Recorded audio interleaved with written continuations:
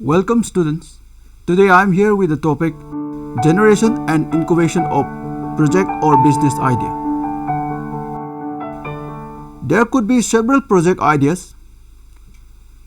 If resources permit, all the project ideas can be translated into action. But in reality, the case is different.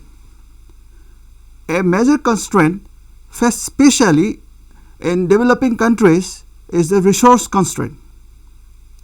Hence, it becomes imperative that certain project ideas are only taken up or pursued in preference to others. Now, I want to come up with some questions. How to make this decision? How to choose only a few projects for implementation which is viable? I think you will be able to answer these questions after you attend my class. The process of establishing a project or a business and further sustenance is a complex process, and it involves several activities and techniques to be adopted for running the business. Primarily, the process starts with idea generation, followed by idea incubation, and finally leading to commercialization of business ideas. All these three steps are interlinked, and entrepreneurs need to be cautious in handling all these steps. Now, let's understand what is generation of project idea, or otherwise known as business idea. Establishing yourself as a successful entrepreneur depends, in part, upon choosing good idea. That idea must not only be good for the market, but good for the project and good for you also. And it means that the project or the business is viable, profitable, and socially good. It should also be manageable by you without much dependence on others. Importantly, the idea should be satisfactory to you. At first, when you are searching for an idea at a time, develop 5 or 10 in parallel until one emerges so strongly that it begins to dominate your thoughts and fantasies. To adopt one idea at a time has several disadvantages also. First, because you are constantly receiving random information from what you read and from people you talk to, having a number of back burners idea gives you a greater likelihood of finding uses for information you pick up. Secondly, if you are pursuing a single idea by feigning commitment before you feel it, you must put yourself into a tight corner. It is very hard to be objective when you are down to your last idea. Now, choosing an idea is quite difficult, and the entrepreneur has to weigh objectively his intrinsic capabilities in finalizing the ideas. Generating ideas is an innovative, creative process. And now the question is, where from these ideas should come?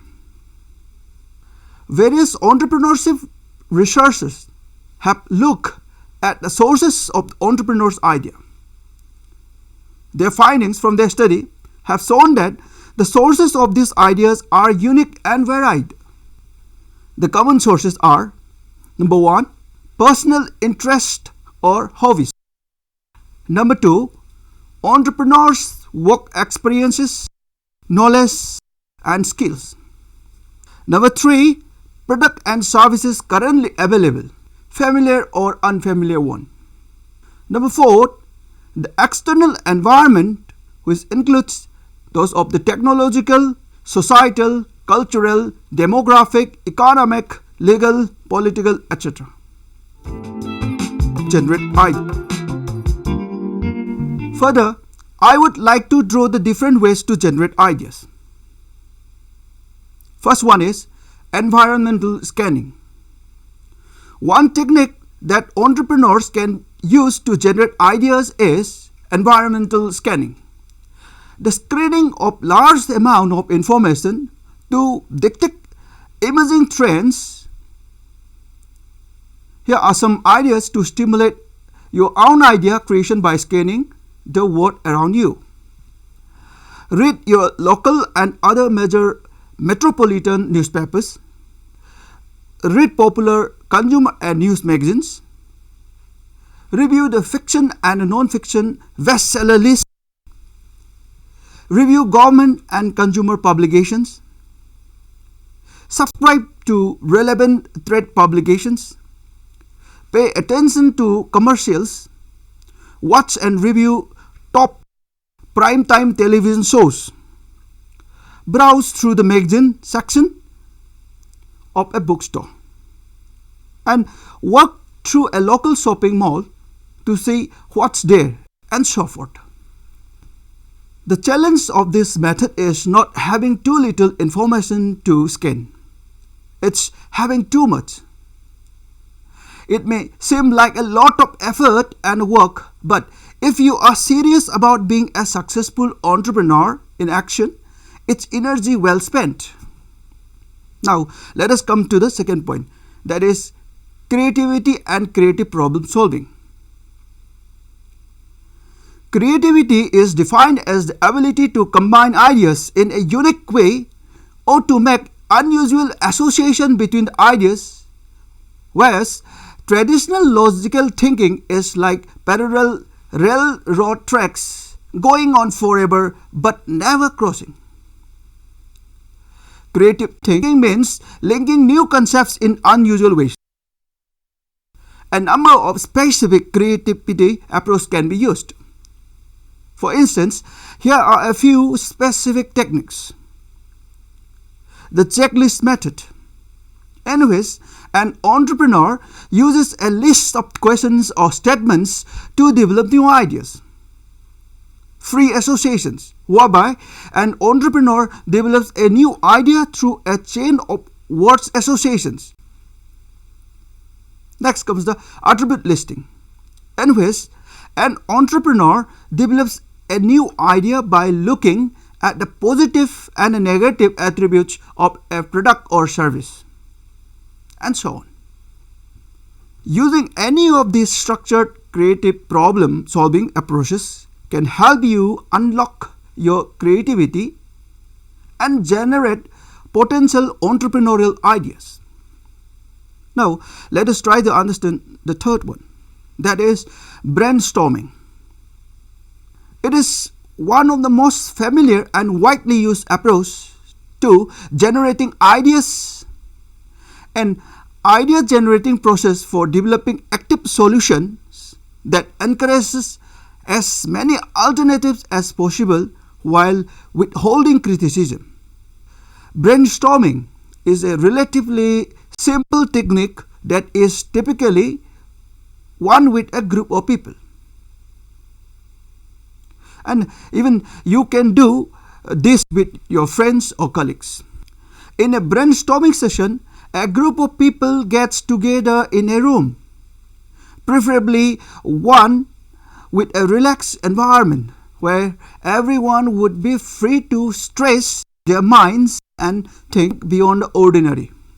A group leader states the issue or problems to be addressed and ensures that all participants understand it. Then, members contribute as many ideas as they can in a given time by describing them verbally. Now, let us move on to the fourth, that is nothing but the focus group discussion. Here, groups of individuals will provide information about proposed products or services in a structured setting. In a typical focus group, a moderator focuses the group discussion on whatever issues are being examined. For instance, A focus group might look at a proposed product and answer specific questions asked by the moderator. In other instances, the focus group might be given a moral general issue to discuss, and the moderator simply leads the discussion based on the comments made by the group. Either way, a focus group can provide an excellent way to generate new ideas and to screen proposed ideas and concepts. Now, the fifth point is intuition. Intuition is a cognitive process whereby we subconsciously make decisions based on our accumulated knowledge and experience. It is being called that the aha feeling. This sensation is sparked when your conscious or subconscious mind grabs the centerpiece. You may have named it, called the gut feeling. Although structured, methodical approach to generating ideas are important, intuitions also can play an important role. Intuition can be a powerful source of new ideas if you learn to use it. Maybe the best approach of all would be to combine the structured with the intuition. After all, the two complement each other. Listen to that inner voices and then use more structured approaches to fine-tune your ideas. Business idea incubation. We should comprehend the stages of idea incubation now. That is, business idea incubation. Idea incubation is a process for bringing ideas into reality. It starts on a very fundamental level, often with a single individual who comes up with a concept he or she thinks should be further explored. This individual brings others in on the idea incubation process, making the idea stronger and more viable. Ultimately, the idea may be turned into a product, assuming that funding can be secured and that the idea is commercially viable. Successful idea incubation can result in products ranging from clothespin to computers. Ultimately, strong leadership and executive skills are required along with an entrepreneurial spirit. Once an idea has been incubated, it needs to be developed, prototyped, and commercially presented. Appointing a team leader can encourage this, along with creating a work environment in which all employees are encouraged to make contributions. Now, in this juncture, it is imperative to know the most common incubator services.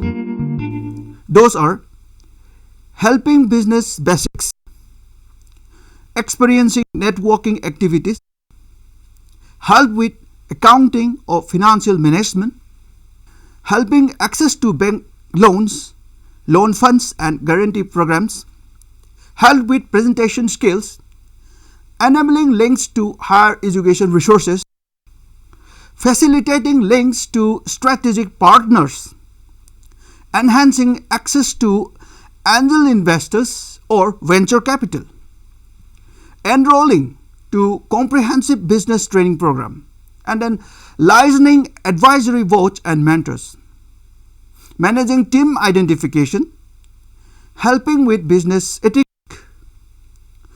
technology commercialization assistance,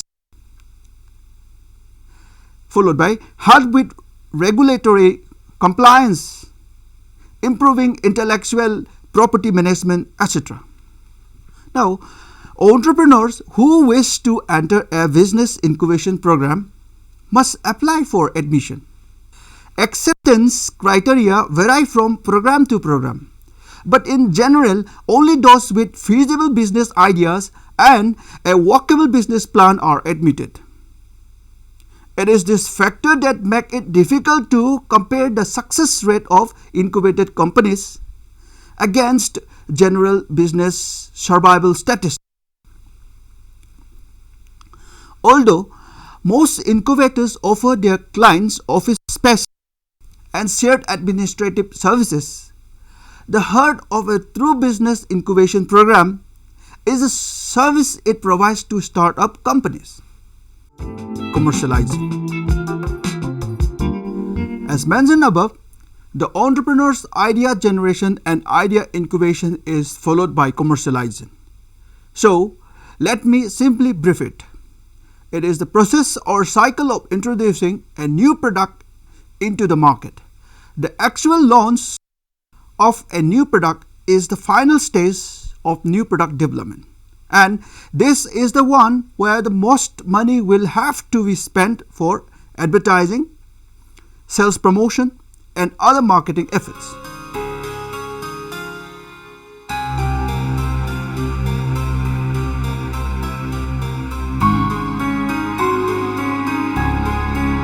To conclude with, I would like to comment like this. It is said that even the longest journey begins with a single step. Idea generation of project or business is the first step in providing the means of satisfying the requirements of the project. In practice, an entrepreneur should take numerous decisions to convert his business idea into a running concern. In setting up his or her enterprise, his or her decision-making process starts with project business idea. Project or business ideas could originate from various sources or due to different reasons. Now finally, I comment, a successful project or business does not just happen. You have to do a host of things to make it happen. You have to generate and incubate the idea until it hatches.